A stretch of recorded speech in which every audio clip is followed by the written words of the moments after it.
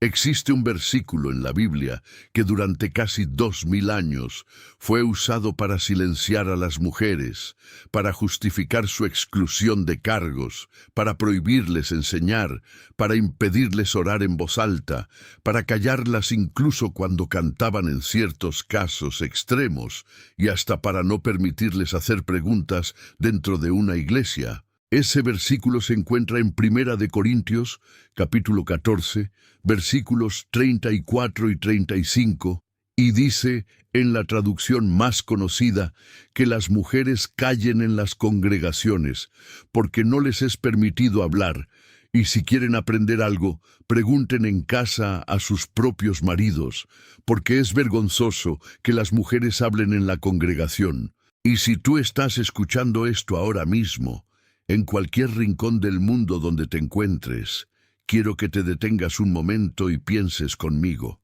porque esa frase, tal como se lee normalmente, simplemente no tiene sentido. No tiene sentido con el resto de la carta, no tiene sentido con el ministerio del propio Pablo, no tiene sentido con lo que hizo Jesús, no tiene sentido con el resto de las Escrituras, y aún así, ahí está, escrita, registrada, y durante siglos fue tratada como una sentencia final sobre el lugar de la mujer en el pueblo de Dios. Antes de continuar, quiero pedirte algo muy importante. Déjame en los comentarios desde dónde estás escuchando esta narración ahora mismo, de qué ciudad, de qué país, porque lo que viene a continuación es una de las verdades más escondidas y más distorsionadas de toda la Biblia cristiana, y necesito saber hasta dónde va a llegar este mensaje. Para entender por qué Pablo escribió lo que escribió, primero necesitamos viajar en el tiempo, y no viajar poquito, viajar mucho. Necesitamos regresar a la ciudad de Corinto, en el año 53 o 54 después de Cristo, más o menos 20 y tantos años después de la resurrección de Jesús. Y antes incluso de llegar a Corinto, tenemos que mirar el trasfondo cultural más amplio del mundo del primer siglo, porque sin entender ese trasfondo, cualquier lectura de la Biblia se vuelve pobre, distorsionada y muchas veces peligrosa. En el mundo grecorromano de aquel tiempo, la mujer era jurídica y socialmente considerada una posesión. Pasaba de la autoridad del padre a la autoridad del esposo, y rara vez tenía alguna voz pública. Filósofos como Aristóteles habían declarado siglos antes que la mujer era un hombre incompleto, un macho mutilado, una deformidad de la naturaleza, y esa visión permeaba toda la sociedad. En Roma, aunque algunas mujeres de la élite tenían un poco más de libertad, la regla general era el silencio público femenino. En el mundo judío, la situación tenía sus particularidades propias. Las mujeres eran consideradas dignas y amadas dentro de la familia, pero había una separación rígida en el espacio religioso. En el templo de Jerusalén, ellas solo podían entrar hasta el llamado patio de las mujeres, sin pasar más allá. En las sinagogas, según evidencias arqueológicas y textuales, aunque existen debates entre estudiosos, la tendencia era que las mujeres permanecieran en áreas separadas de los hombres. Las escuelas rabínicas, salvo raras excepciones, no recibían alumnas, y existía incluso una máxima rabínica posterior, atribuida a Rabí Eliezer, que decía que era preferible quemar la Torá antes que entregársela a una mujer. Esa era la atmósfera mental del mundo en el que Pablo vivió y escribió. Esa era la cultura que pesaba sobre los hombros de él y de la iglesia primitiva, y es exactamente esa cultura la que el Evangelio de Jesús vino a confrontar de frente. Corinto no era una ciudad cualquiera. Corinto era una de las ciudades más ricas, más agitadas y más moralmente caóticas del Imperio Romano. Ubicada en un istmo estratégico, con dos puertos, era punto de paso de comerciantes, marineros, filósofos, sacerdotisas paganas, esclavos liberados, viudas ricas, soldados retirados y gente de todos los rincones del mundo conocido. Corinto tenía en su acrópolis un templo dedicado a Afrodita, y según relatos antiguos, principalmente del geógrafo Estrabón, ese templo en la Corinto prerromana albergaba cientos de sacerdotisas involucradas en prostitución cultural.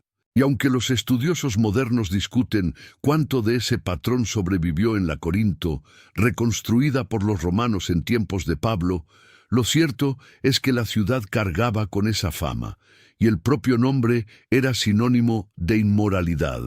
Corinto era tan conocida por su libertinaje que existía hasta un verbo en griego antiguo, korintiasomai, que significaba literalmente comportarse como un corintio, y era un eufemismo para vida sexual desordenada. Es en esa ciudad, en ese caldero cultural, religioso y moral, que Pablo planta una iglesia. Y esa iglesia recién nacida comienza a enfrentar todo tipo de problemas imaginables. Había gente peleando por causa de líderes preferidos. Había gente demandando a su hermano en tribunal pagano. Había un hombre durmiendo con su propia madrastra.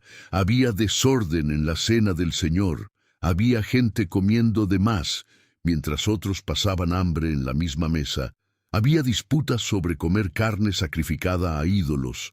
Había confusión sobre matrimonio, divorcio, virginidad, dones espirituales, resurrección y mucho más. Y entonces, en medio de toda esa confusión, llegan a oídos de Pablo noticias específicas sobre lo que estaba pasando en los cultos. Él recibe al menos una carta de la iglesia y también recibe reportes verbales, principalmente por medio de los de la casa de una mujer llamada Clo.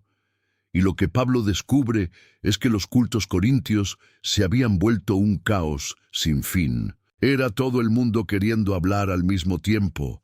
Era gente profetizando por encima de la voz de los demás. Era gente hablando en lenguas sin intérprete. Era gente compitiendo por ver quién tenía el don más espectacular. Era un espectáculo, no era adoración. Y es exactamente en ese contexto, en el capítulo 14, que Pablo escribe una serie de instrucciones para poner orden en el culto. Él dice que si alguien habla en lenguas, que sean 2 o cuando mucho 3, y que haya intérprete, y si no hay intérprete, que calle en la congregación. Dice que los profetas hablen 2 o 3, y que los demás juzguen lo que se dijo, y si una revelación viene a alguien que está sentado, que el primero calle.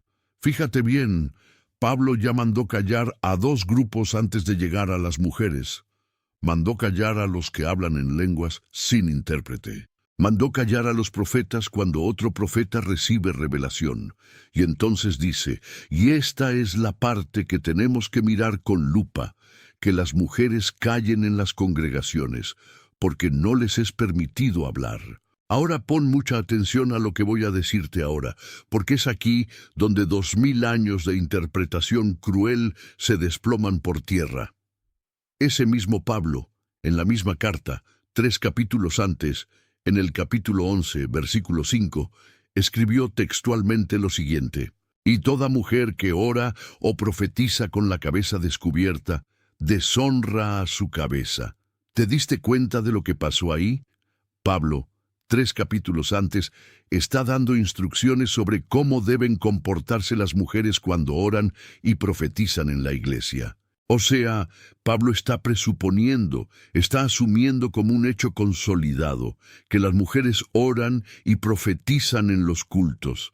Él no está preguntando si pueden, no está debatiendo si está bien, simplemente está regulando cómo deben hacerlo. Y orar y profetizar, en la liturgia de la iglesia primitiva, era hablar públicamente, era levantar la voz delante de la congregación, era ministrar la palabra. Entonces dime una cosa, ¿tiene sentido que ese mismo Pablo, en la misma carta, escrita a la misma iglesia, en el mismo rollo de papiro, 3 capítulos después, mande callar totalmente a las mujeres. La respuesta honesta, exegética y teológicamente coherente es no. No tiene ningún sentido. Y si una interpretación no encaja con el propio texto, esa interpretación está equivocada. Punto. Pero hay más. Vamos a mirar el ministerio del propio Pablo y a quienes tenía a su lado. En Romanos 16, al final de la carta a los romanos, Pablo enumera los nombres de aquellos a quienes quiere saludar. Y en esa lista, más o menos un tercio de los nombres son de mujeres. Él menciona a Febe y la llama diáconos, que es la misma palabra griega usada para diácono o ministro. Y todavía dice que ella es prostatis, palabra que puede traducirse como protectora, patrocinadora, líder. Menciona a Priscila, y ella aparece la mayoría de las veces nombrada antes que su esposo Aquila, lo cual era extremadamente inusual en el mundo antiguo, y la llama colaboradora en Cristo. Fue esa Priscila, junto con Aquila, quien tomó consigo a Apolos, un predicador elocuente que solo conocía el bautismo de Juan, y le expuso con más exactitud el camino de Dios. Fue una mujer la que ayudó a enseñar y corregir la teología de un predicador. En Hechos 18, versículo 26, ahí está. Pablo menciona a María, que mucho ha trabajado, menciona a Trifena y Trifosa, que trabajan en el Señor, menciona a Pérsida, la amada, que mucho ha trabajado en el Señor, y entonces, en el versículo 7, menciona un nombre que cambió por completo los debates teológicos de los últimos 50 años, Junia. Pablo dice: saluden a Andrónico y a Junia, mis parientes y compañeros de prisiones, los cuales son notables entre los apóstoles. Junia es nombre femenino. Los padres de la Iglesia, en los primeros siglos, sabían eso. Juan Crisóstomo, en el siglo IV, escribió que era admirable que una mujer fuera considerada digna del título de apóstol. Pero en algún momento de la historia, copistas medievales empezaron a tratar de cambiar el nombre a Junias, masculino, porque no podían aceptar que existiera una mujer apóstol. Los manuscritos más antiguos y más confiables, sin embargo, dicen Junia, mujer, apóstol, reconocida por el propio Pablo. Y todavía hay más. En Filipenses 4, Pablo pide a dos mujeres, Evodia y Síntique, que hagan las paces, y dice que ellas combatieron a su lado en el Evangelio. Combatieron, en el original griego, es sinatleo, palabra usada para gladiadores y atletas en lucha conjunta. No es una figura de lenguaje suave, es una palabra de combate cuerpo a cuerpo. En Hechos 16, la primera convertida de Europa es una mujer, Lidia, vendedora de púrpura, y la iglesia de Filipos nace dentro de su casa. En Hechos 21, Felipe, el evangelista, tiene 4 hijas que profetizan. En el día de Pentecostés, en Hechos 2, el Espíritu Santo desciende sobre hombres y mujeres por igual, y Pedro cita al profeta Joel diciendo que en los últimos días los hijos y las hijas profetizarán, y los siervos y las siervas recibirían el derramamiento del Espíritu. Y aquí es importante entender el peso teológico de esa cita. Cuando Pedro, bajo la inspiración del Espíritu Santo, en el primer sermón cristiano de la historia, escoge un texto profético del Antiguo Testamento para explicar lo que está sucediendo. Escoge a propósito un texto que abolió, ahí mismo, en aquel momento inaugural de la Iglesia, cualquier barrera de género en cuanto a la actuación profética. Hijos e hijas profetizando lado a lado, siervos y siervas recibiendo el mismo Espíritu.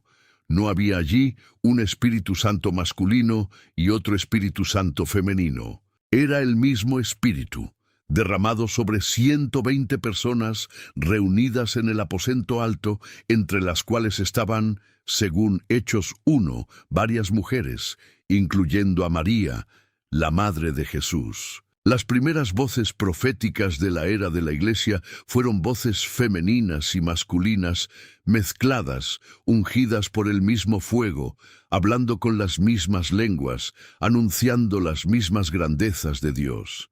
Y el propio Jesús, el Señor a quien Pablo sirve, escogió mujeres como las primeras testigos de la resurrección.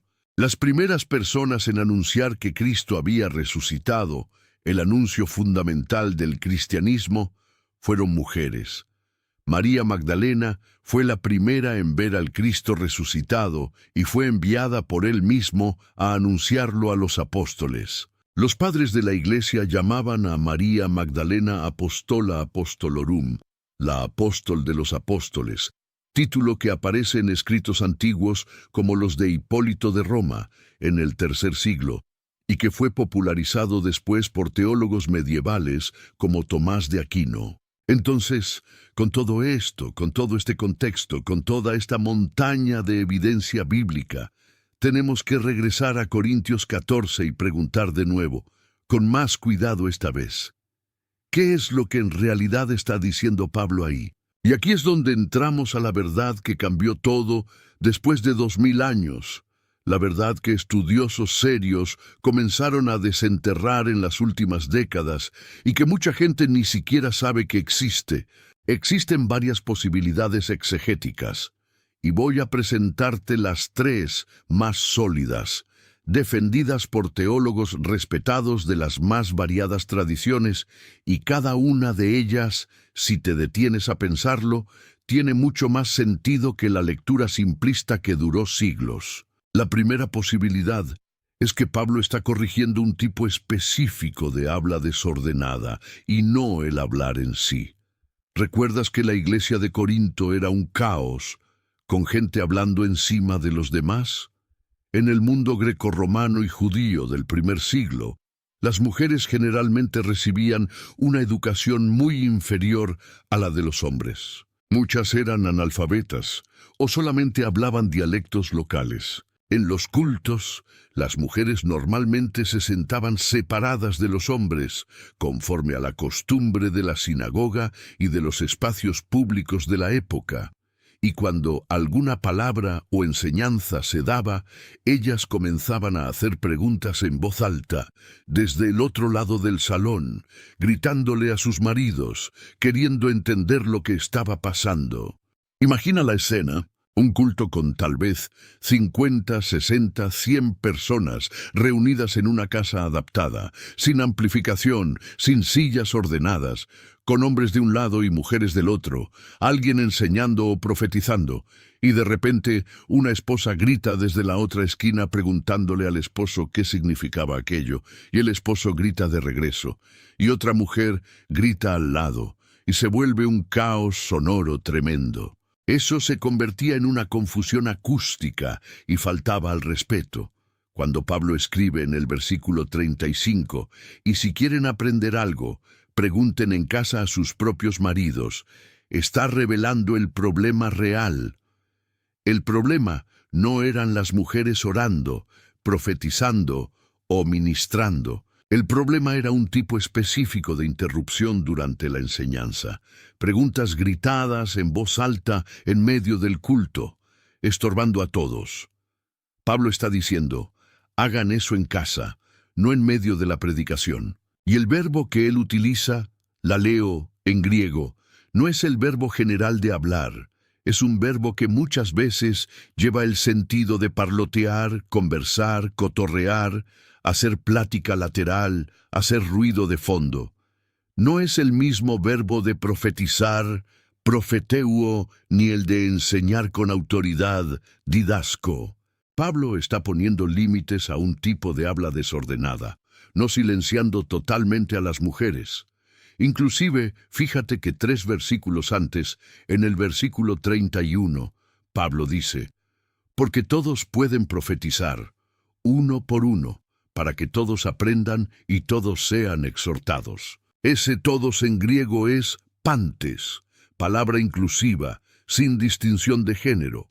Todos pueden profetizar. ¿Cómo entonces, 3 versículos después, Pablo iba a decir que la mitad de ese todos no puede hablar nunca? La lectura tradicional crea una contradicción interna en el propio capítulo. La lectura contextual resuelve esa contradicción. La segunda posibilidad, que ha ganado mucha fuerza en los estudios modernos, es que Pablo está citando una frase de los propios corintios para después refutarla. Esto puede sonar extraño hoy, pero era una técnica retórica común en el mundo antiguo, y Pablo ya lo había hecho varias veces en Primera de Corintios. Por ejemplo, en el capítulo 6, versículo 12, Pablo escribe: «Todas las cosas me son lícitas», y enseguida responde: «Mas no todas convienen». Está citando un eslogan de los corintios libertinos para luego corregirlo. En el capítulo 7, versículo 1, Pablo escribe: «Bueno le sería al hombre no tocar mujer».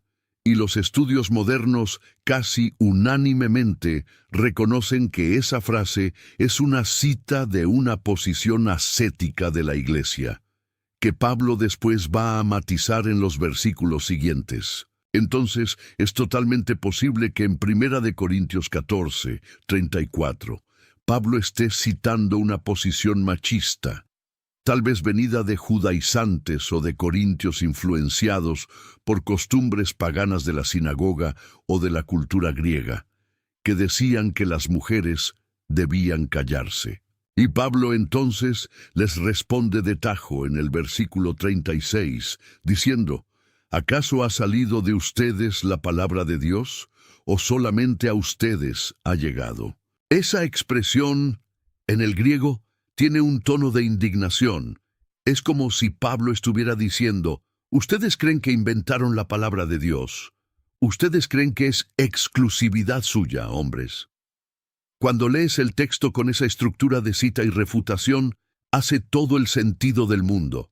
Pablo cita lo que los corintios estaban diciendo y enseguida los confronta de frente. La tercera posibilidad, defendida por estudiosos como Gordon Fee, uno de los mayores especialistas en Primera de Corintios del mundo, es que esos 2 versículos, 34 y 35, podrían ni siquiera haber sido escritos por Pablo originalmente. Existe una anomalía textual en esos versículos. En algunos manuscritos antiguos, ellos aparecen en una posición diferente después del versículo 40, en vez de justo después del 33. Cuando un pasaje aparece en posiciones diferentes en manuscritos antiguos, eso es un fuerte indicio, en la crítica textual, de que puede tratarse de una interpolación posterior, o sea, una anotación al margen hecha por algún copista, que después otro copista posterior incluyó dentro del cuerpo del texto. No estoy diciendo que esa sea la explicación correcta, pero es una posibilidad tomada en serio por exégetas competentes y cristianos comprometidos con la inspiración de las Escrituras. Y aun si fuera un texto original de Pablo, ciertamente no puede contradecir lo que el propio Pablo escribió 3 capítulos antes. Ahora tenemos que mirar al corazón de todo esto. ¿Qué es lo que Dios, qué es lo que Jesús quería transmitir a su pueblo a través de las manos del apóstol Pablo? Porque estamos hablando del mismo Dios que, en el Antiguo Testamento, levantó a Débora como jueza y profetisa de Israel, gobernando una nación entera. El mismo Dios que habló por medio de Hulda, la profetisa que validó el libro de la ley en los días del rey Josías. El mismo Dios que levantó a Miriam como profetisa al lado de Moisés y a Aarón. El mismo Dios que habló por medio de Ana, la profetisa que reconoció al niño Jesús en el templo. El mismo Dios que escogió a María, una joven mujer, para gestar al Salvador del mundo. el mismo Jesús que conversó abiertamente con la mujer samaritana junto al pozo, rompiendo todas las convenciones sociales y religiosas de la época, y que hizo de ella la primera evangelista de Samaria. El mismo Jesús que aceptó que María, la hermana de Marta, se sentara a sus pies en posición de discípulo, posición que era prácticamente reservada a los discípulos varones en la cultura rabínica de aquel tiempo. Y cuando Marta se quejó, él defendió a María diciendo que ella había escogido la buena parte que no le sería quitada. El mismo Jesús que apareció primero a las mujeres en la mañana de la resurrección. Ese Dios, ese Jesús, esa es la teología que sostiene todo el Evangelio de Pablo. Y si queremos ser honestos con la Biblia, tenemos que reconocer aquel texto fundamental que está en Gálatas 3:28, escrito por el mismo Pablo, que dice: no hay judío ni griego, no hay esclavo ni libre, no hay varón ni mujer, porque todos ustedes son uno en Cristo Jesús. Ese versículo es, según muchos estudiosos, posiblemente parte de una fórmula bautismal antigua de la iglesia primitiva, recitada cuando alguien era bautizado, declarando que en el nuevo pacto, en el cuerpo de Cristo, las tres grandes divisiones que desgarraban el mundo antiguo fueron derribadas. La división étnica entre judíos y gentiles, la división social entre esclavos y libres, y la división de género entre hombres y mujeres, todas esas divisiones fueron derribadas por la cruz.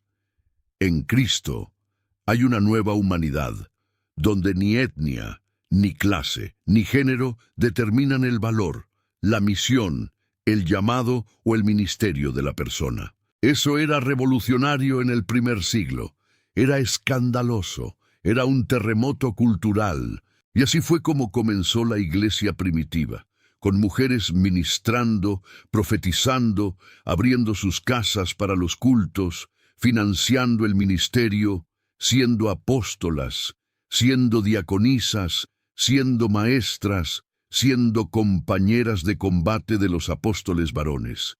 Entonces, ¿qué pasó? ¿Qué pasó para que la iglesia, a lo largo de los siglos, fuera silenciando a las mujeres, fuera excluyendo a las mujeres, fuera olvidándose de sus Junias, de sus Febes, de sus Priscilas, de sus Marías Magdalenas? Lo que pasó fue la historia. A medida que la iglesia se fue institucionalizando, a medida que fue adoptando estructuras del Imperio Romano, a medida que se fue mezclando con la filosofía griega, que consideraba a la mujer un ser incompleto e inferior, a medida que la tradición rabínica más conservadora fue infiltrando la hermenéutica cristiana, esos textos puntuales de Pablo fueron siendo absolutizados y transformados en mandamientos eternos. Mientras tanto, los textos más amplios, los que hablaban de Junia, de Febe, de Priscila, de María, fueron siendo borrados, marginados o reinterpretados para encajar en la nueva teología patriarcal, en un proceso lento pero devastador que duró siglos. Fue un proceso gradual pero devastador. Fue así como se construyó, sobre una lectura distorsionada de 2 versículos, una estructura teológica que duró casi 2000 años, silenciando a la mitad de la iglesia. Y es por eso que el título de esta narración dice que la verdad cambió todo después de 2000 años.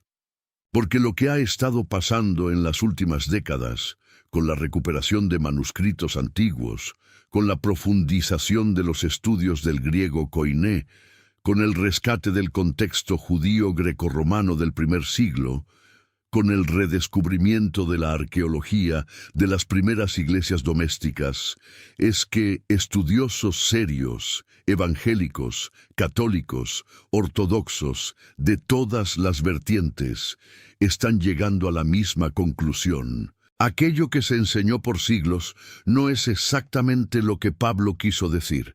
El Pablo histórico, el Pablo bíblico, el Pablo de las cartas auténticas, es un Pablo que ministra junto a mujeres, que reconoce a mujeres como apóstolas, que envía a mujeres como diaconisas portadoras de cartas, y que enseña que en Cristo no hay varón ni mujer. Y ese mismo Pablo, en una situación específica de desorden litúrgico, en una iglesia específica, en una ciudad específica, dio instrucciones específicas para poner orden, instrucciones que fueron trágicamente generalizadas para todo lugar y todo tiempo.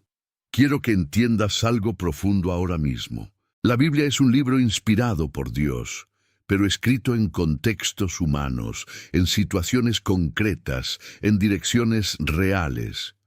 Cuando lees una carta de Pablo, estás leyendo la mitad de una conversación. Estás escuchando un solo lado de un diálogo que está pasando entre el apóstol y una comunidad real, con problemas reales. Para entender bien lo que se está diciendo, necesitas imaginar el otro lado de la conversación. Necesitas entender las preguntas que se estaban haciendo, las situaciones que se estaban enfrentando, la cultura que se estaba respirando. Cuando haces eso, cuando lees con cuidado, con humildad, con fidelidad al texto y al contexto, descubres que la Biblia es mucho más profunda, mucho más hermosa y mucho más liberadora de lo que las lecturas superficiales muchas veces nos entregan. Y descubres que el Evangelio de Jesús, el Evangelio que Pablo predicaba con toda su vida, es un Evangelio que libera, que dignifica, que restaura, que da voz a los que fueron silenciados, que saca a los marginados de las orillas y los pone en el centro de la familia de Dios. Ya sé que va a haber gente que no esté de acuerdo con lo que estoy diciendo. Ya sé que va a haber gente que cite 1 de Timoteo 2, donde Pablo dice que no permite a la mujer enseñar ni ejercer dominio sobre el hombre, y esa también es una discusión importante, con sus contextos específicos sobre Éfeso, sobre el templo de Artemisa, sobre las falsas enseñanzas que estaban circulando ahí entre mujeres recién convertidas y sin preparación. Pero el punto central que quiero dejarte hoy es este. La Biblia no puede leerse como si fueran frases sueltas, sacadas de contexto y transformadas en leyes universales. La Biblia tiene que leerse completa, con cuidado, con reverencia y principalmente con fidelidad al propio Cristo, que es el centro de todas las Escrituras. Y cuando uno lee la Biblia completa, ve a un Dios que siempre, desde el libro del Génesis, creó al hombre y a la mujer a su imagen, con igual dignidad, con igual valor, con igual llamado, para reflejar la gloria del Creador y ejercer mayordomía sobre la creación. Antes de cerrar, necesito preguntarte algo, y quiero que me respondas en los comentarios con sinceridad. ¿Cuántas veces escuchaste ya este versículo siendo usado para silenciar a una mujer en tu familia, en tu iglesia, en tu trabajo, en tu vida? ¿Cuántas veces viste a una mujer llena de dones, llena de llamado, llena de palabra ungida, siendo mandada a callar la boca en nombre de este versículo mal interpretado? ¿Cuántas vidas fueron impedidas? ¿Cuántos ministerios fueron abortados? ¿Cuántas vocaciones fueron sofocadas en nombre de una lectura torcida de 2 líneas escritas hace 2000 años para una situación totalmente diferente a la nuestra? Coméntame ahorita desde dónde estás escuchando. Cuéntame tu historia. Cuéntame si esto ya te marcó. Cuéntame si esto ya marcó a alguien de tu familia. Comparte este video con esa persona que necesita escuchar esta verdad, con esa mujer que creció siendo silenciada, con ese hombre que necesita revisar sus posiciones, con ese pastor que todavía no estudió a fondo. Porque la verdad libera, y Jesús dijo que la verdad nos haría libres, y esta verdad de aquí, esta verdad que estuvo escondida durante siglos bajo capas de tradición mal aplicada, es una de las verdades más liberadoras de toda la Biblia. Que nadie más use las palabras de Pablo para hacer lo opuesto de lo que Pablo hacía. Que nadie más transforme un consejo contextual en cadenas eternas. Que la Iglesia de Jesús vuelva a ser lo que fue en el primer siglo, una comunidad donde Febe entregaba la carta a los romanos, donde Priscila enseñaba teología, donde Junia era reconocida como apóstol notable, donde María Magdalena anunciaba la resurrección, donde Lidia abría su casa para el Evangelio, donde hijas profetizaban y donde, junto con hombres fieles, mujeres fieles levantaban la voz para proclamar que Cristo es Señor. Esa es la verdad. Esa es la Biblia. Ese es el Evangelio. Y esa es la iglesia que Jesús compró con su propia sangre. Una iglesia donde, en Cristo Jesús, no hay varón ni mujer, porque todos somos uno. Que Dios abra los ojos de quien necesita ver. Que Dios suelte las lenguas de quien fue callado injustamente. Y que esta palabra, esta narración, alcance cada corazón que necesita escuchar esta liberación hoy. Coméntame desde dónde estás escuchando, déjalo registrado, y que la paz del Señor Jesucristo, que es la verdad encarnada, esté contigo hasta el último día de tu vida.